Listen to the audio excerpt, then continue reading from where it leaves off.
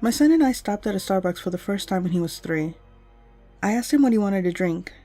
He said, "Coffee. Black." It was a weird thing to say, and I was surprised by this since we don't drink coffee at home.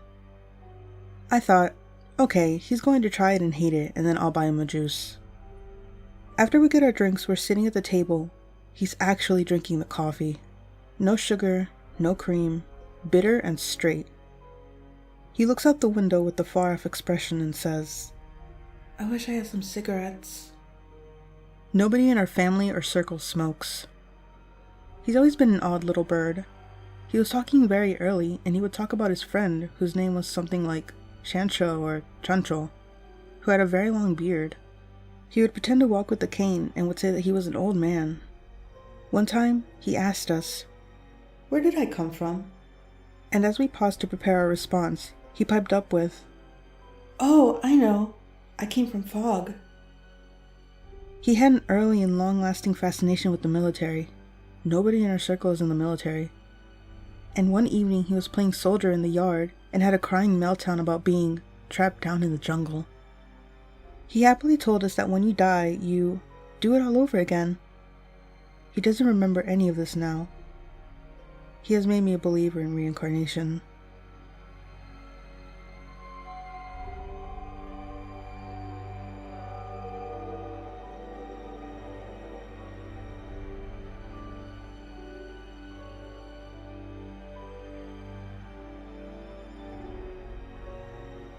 "18-year-old female here. I'm going to share my kids say the creepiest shit story. My dad, his name was Robert, but everyone called him Bob, passed away when I was 3 years old. My oldest sister was the closest to him. She was about 22 at the time of his death. She never told her son, my nephew, let's call him Joseph, about him. Like, ever. It was too hard on her, I guess. I was spending the night at her and her husband's house because I was going to watch Joseph while they went on a mommy-daddy day, as he called their dates. He was about 4 when this all happened. You know kids have a mind of their own and a wild imagination, so I thought nothing of it when I heard talking and laughing from him while he was playing in his room. He came out to ask for a snack a few minutes later. I set my book down and got him whatever sort of junk food he wanted. While he was eating, I asked him who he was talking to. He looked at me with the sort of confusion I've only ever seen on an adult's face. Joseph said, "Grandpa Bob came to play with me." I shit you not, my blood froze. I went to call my sister, but I hung up mid-ring. I've never told her. To this day, she still doesn't know.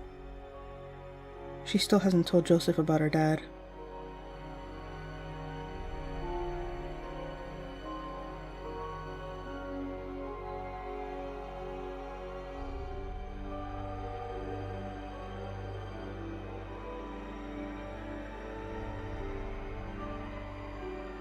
I can't. I'm going on a cruise. A couple years back, about 9, I was in the 4th grade. Victor was my absolute best friend. In fact, I was hoping he'd be more than a friend. That response was for a question I just asked. It was if he would go to the silly little dance with me. To my surprise, he didn't rag on me like any other kids our age. Instead, he distantly declined my offer. He simply stood as still as possible. He'd even avoided the slightest bit of eye contact with me. For some reason, he was unmistakably afraid. I'd never seen someone my age show fear like that, so it was bizarre to me. Up until that point, my friend didn't attend school all that much. Hearing we would miss out on more time together was rather upsetting. However, I was mostly focused on his behavior at the time. Victor was a highly energetic kid. I'd always see him chasing something or another, kind of like a wild puppy. Yet here he was, head barely facing me. That's when I noticed his adoptive mother behind him. I actually hadn't seen her up until that point. She was like a looming, eerie force that just churned my stomach. I'd never seen such a creepy blank stare before. I don't think I'll ever forget that oppressive mass directly behind him, pretty much on him, just motionless in every way. From what I can remember, that was the last I saw of him. Fast forward a couple years later. There's a report on some random news channel. Victor's sister, Nubia Barahona, is found dead on the side of 195 in West Palm Beach.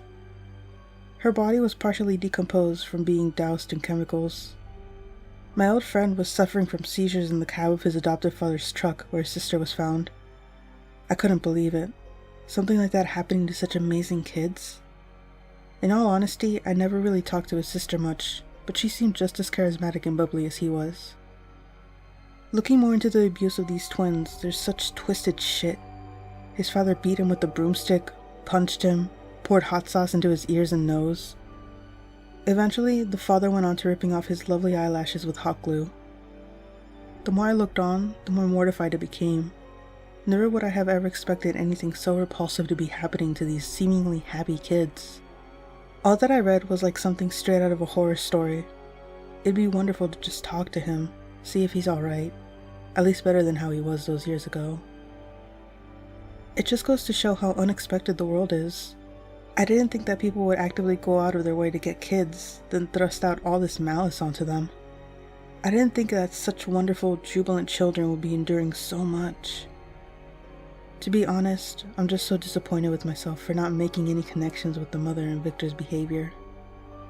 Sadly, I haven't been able to find any information on Victor whatsoever. That makes sense, of course, but it's still heartbreaking. There is, however, a very large amount of info on Nubia and the incident.